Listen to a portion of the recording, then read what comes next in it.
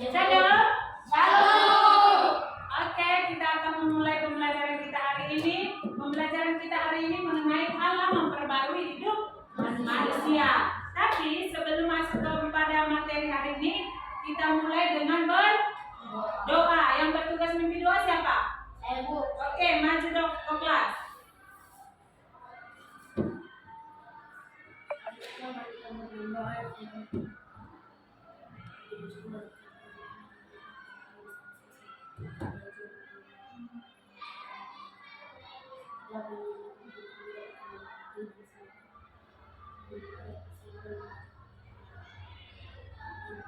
Min, oke, silakan dulu ke kelas.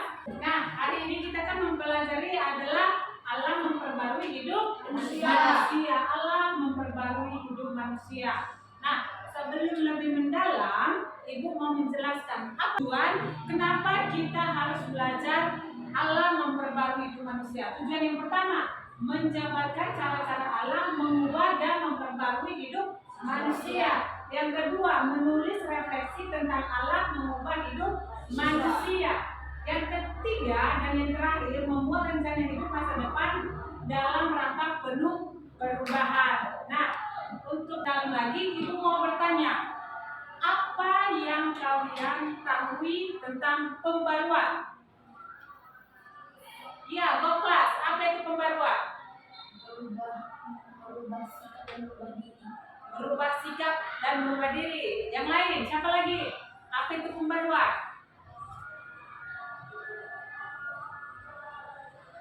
Oke, jawaban go kelas itu benar. Pembaruan adalah perubahan, ya, perubahan dari yang buruk ke yang baru. Perubahan dari yang lama menjadi yang baru. Berarti ada perubahan yang harus kita lakukan. Apa saja? Tiap orang pasti memiliki yang namanya cita-cita dengan impian dalam hidupnya. Untuk mencapai impian tersebut, maka kita harus menggapai cita-cita tersebut. Nah, langkah-langkah apa saja yang kalian lakukan untuk mencapai cita-cita tersebut? Ya, belajar dengan keras. Kemudian apa, Alex? Berdoa, belajar dan berdoa. Itulah yang kita kenal dengan istilah labora. Bekerja sambil berdoa, berdoa sambil bekerja. Artinya bekerja di sini adalah belajar, ya, karena kalian masih di sekolah, belum menghasilkan bekerja seperti menghasilkan uang, tidak. Tetapi belajar menghasilkan yang namanya ilmu pengetahuan. Oke?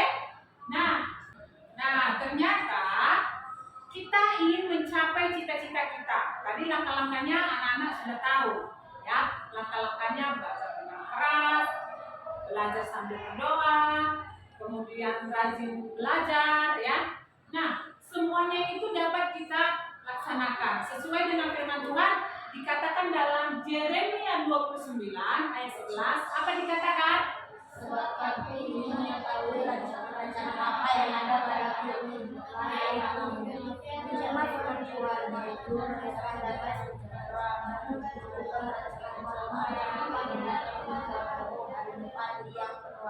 Oke, sebab aku ini mengetahui rancangan-rancangan yang ada padaku mengenai kamu. Berarti apa? Tuhan Yesus mengetahui apa yang ingin kita capai di masa depan. Jadi rancangan-rancangan Tuhan Yesus itu rancangan yang terbaik demi masa depan kita.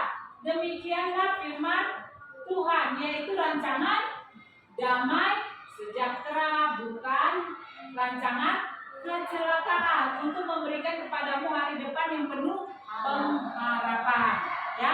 Jadi kita di sekolah ini memiliki yang namanya harapan, ya. Ada di sini yang nggak memiliki harapan?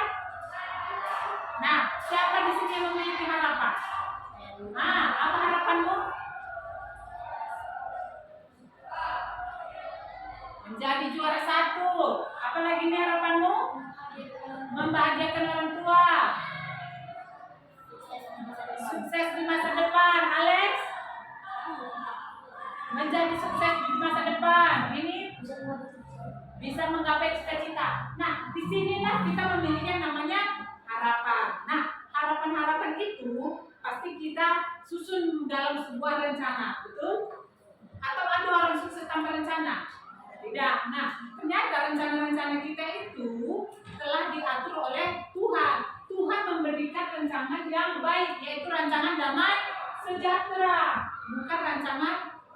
kecelakaan, ya.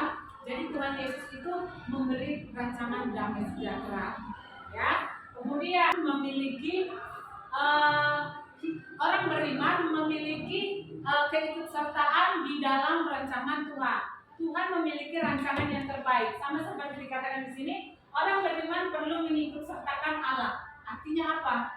Kita sebagai orang Kristen harus melibatkan Tuhan Allah dalam masa depan kita. Adakah orang bisa berusaha dengan usaha kerasnya? Ada. Ada orang bisa bekerja dengan usahanya, tetapi semuanya itu ada batasannya. Karena manusia ini adalah manusia terbatas, ya. Tetapi kalau kita mengandalkan Tuhan di balik keterbatasan kita ini, Tuhan akan ikut campur dalam pembelajaran kita ini, ya. Tuhan akan membantu kita, ya. Nanti sampai sini, ngerti? Oke. Sebelum Ibu menjelaskan lebih dalam, ini yang saya harapkan. Contohnya, saya berharap menjadi seorang polisi. Di sini ada tugas yang dikatakan, ini yang saya harapkan. Apa yang kalian harapkan? Contohnya, saya berharap menjadi juara 1 di kelas. Contoh. Nah, apakah itu tercapai? Belum. Kemudian, mengapa? Karena di sini belum mulai pembagian rapot, masih proses pembelajaran. Tindakan saya ke depan, apa tindakan kalian? Yaitu belajar dengan sungguh-sungguh. Peristiwa yang tak terduga yang terjadi, peristiwa yang tak terduga, saya sudah belajar, ternyata saya hanya dapat ranking 2, padahal saya berharap ranking 1. Contohnya itu ya, bisa mengerti? Mengerti. Oke, untuk sementara itulah kerjakannya, nak. Bisa? Bisa. Oke. Kalian kerjakanlah yang halaman 5 tersebut seperti yang Ibu jelaskan tadi. Bisa? Bisa. Oke, kerjakanlah, nak. Sudah selesai? Belum. Oke, Ibu nilai.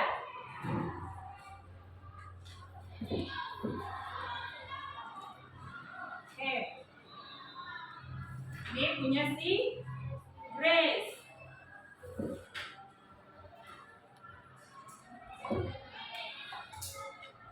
Oke. Punya Mikael mana? Alex ya? Punya Alex sudah selesai?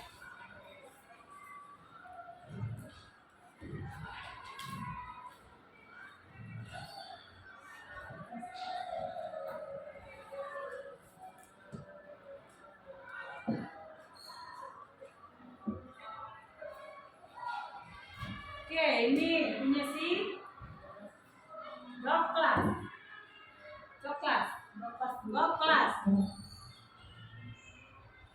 Oke, tugas kalian semua bagus dan Ibu harap kita tingkatkan lagi ya. Nah, di sini ada beberapa 5 langkah utama yang dapat dilakukan dalam rangka mencapai masa depan yang penuh harapan.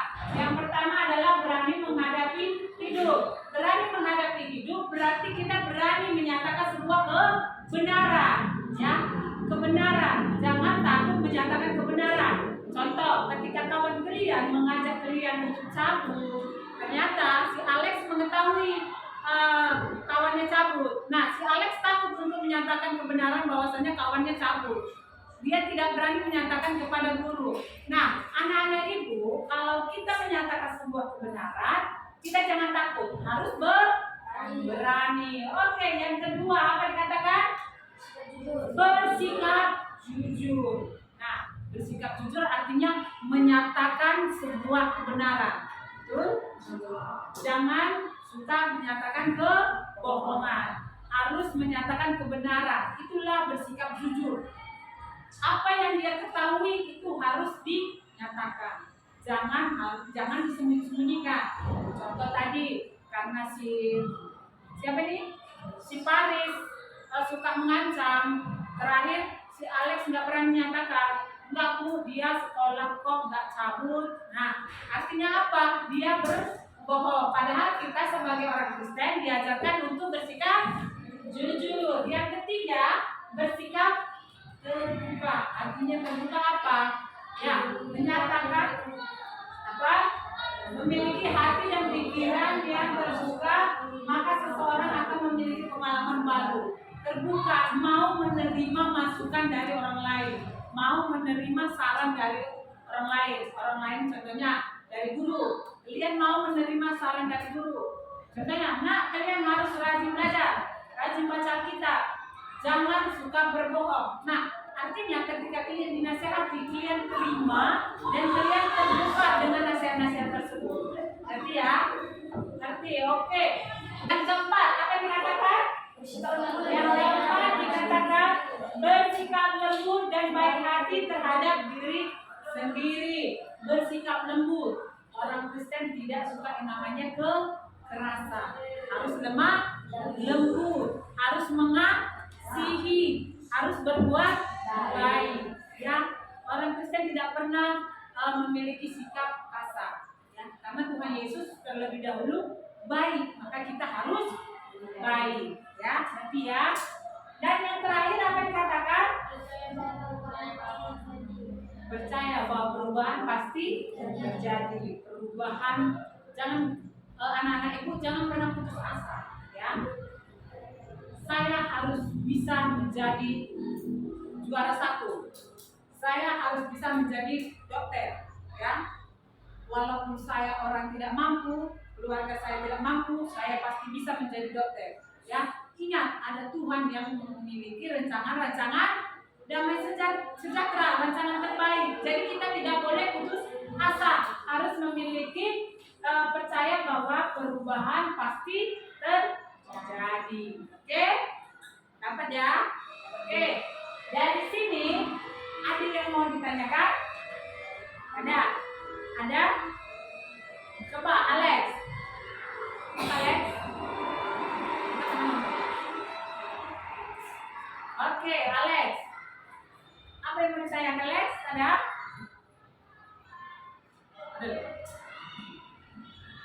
Apa? Ada yang mau ditanyakan?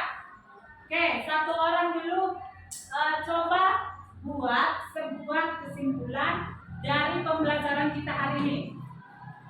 Ayo, pembelajaran kita hari ini kesimpulannya apa?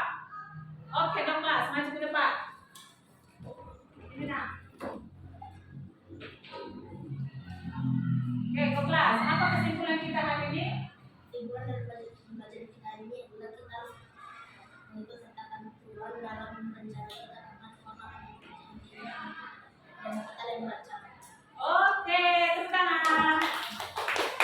Siapa lagi? Siapa yang bisa memberi kesimpulan sebelum ibu yang menyimpulkan secara keseluruhan? Ya, kesimpulan hari ini adalah kita tahu bahwa materi kita hari ini adalah Allah memperbarui hidup manusia. Nah, sekarang kita tahu bahwa Tuhan Allah sudah memperbarui hidup kita.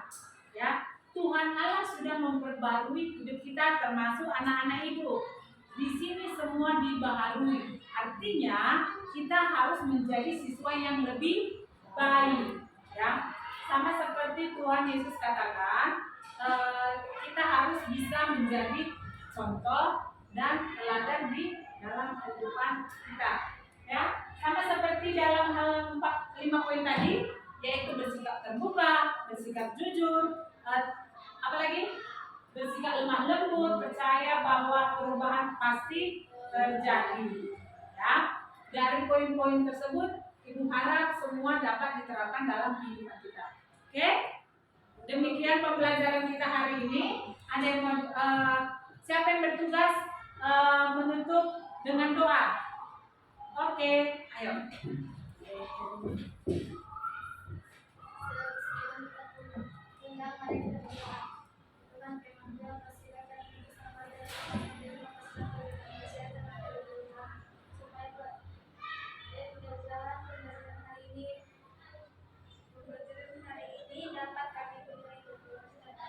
Amin. Oke. Silakan pulang. Ayo.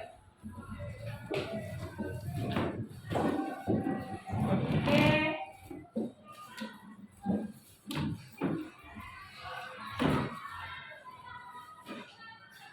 Oke. Hati-hati di jalan ya.